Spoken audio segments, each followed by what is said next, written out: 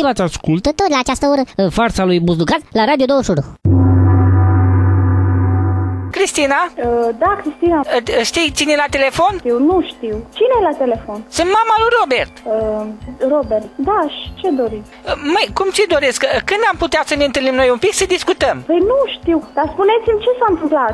Sunt extraordinar de supărată pentru ce ai făcut băiatului meu. Nu i-am făcut nimic eu, dar nu știu despre ce vorbim. Atunci pentru că l-ai lăsat să-ți facă ceva. Știi tu ce? Să-ți spun eu ce ai făcut? Da, spuneți, na. Ceva s-a întâmplat între voi, mi-a spus, o recunoscut că s-a culcat cu tine. Doamne, nu este adevărat, cum poate să spun așa ceva? Tu și cu el ați trăit împreună. Băietul meu era feciorelnic, era și virgin, pe deasupra și mi-ai stricat toată buna dispoziție din casă. Nu este adevărat, Doamne. Dacă nu recunoști, să știi că eu vin la tine la ușă cu Robert, vin la maică ta la ușă. Doamne, stați puțin, dar nu se poate, mama e bolnavă, nu se poate să veniți la mama la ușă. Nu, Doamne, stați, dar de ce spuneți chestia asta? Dar ar trebui? Mă simt penibil, Doamne.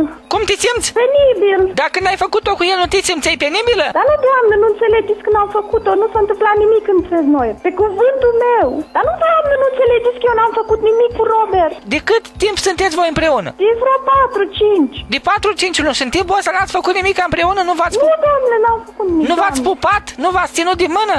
Ba da. Și cum poți să spui mie că nu te-ai culcat cu el? Dacă tu nu recunoști, eu vin la tine la ușă. Doamne, vă rog frumos, nu faceți chestia asta, vă rog frumos, mama este bolnavă, vă rog frumos, nu.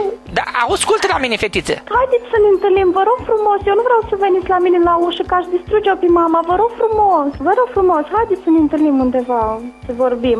Eu merg și fac analize genetice, merg la spital, te car în tot felul de analize și până la urmă o să recunoști. Tu ai făcut-o cu el sau n-ai făcut-o? Da, mă duc dar la... mă simt penibil, Doamne, dar mă simt penibil față de dumneavoastră, dar știți...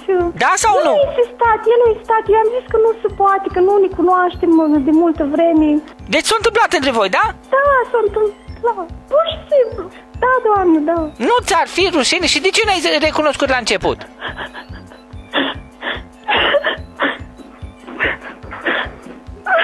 Mi-ai deflorat băietul.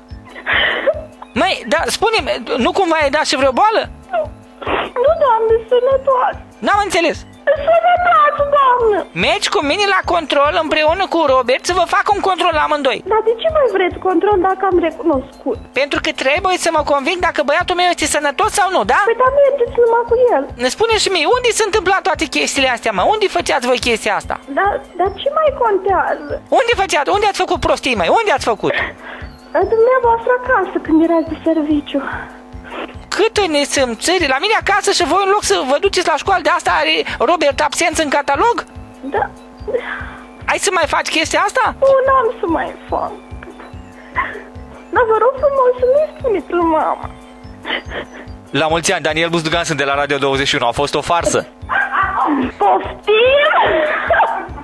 A fost o farsă pusă la cale de colega ta, Diana. Vai, o mănânc, unde ești, Diana?